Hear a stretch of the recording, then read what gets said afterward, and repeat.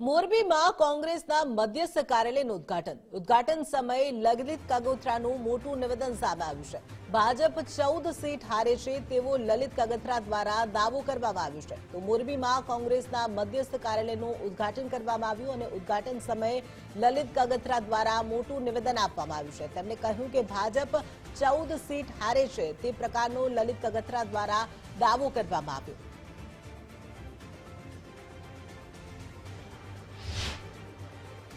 દિવસોમાં આખા ગુજરાતની અંદર વાવાઝોડું ફેરાઈ ગયું। કોઈ પણ હસ્તી હોય કે જે 5-5 લાખ મતની વાત કરતા હતા, 14 સીટો ભાજપની જાય છે। મારા શબ્દો લખી લ્યો, મીડિયાની સામે કહી દો, 14 સીટ જાય। એટલે તમે પણ નક્કી કરી લેજો કે લાલનભાઈ જીતવાના ને જીતવાના। એમાં આપ સહભાગી બનો, પૂરી તાકાતથી મતદાન કરો, પૂરી હિંમતથી મતદાન કરો, કોઈનાથી વિના મતદાન કરો।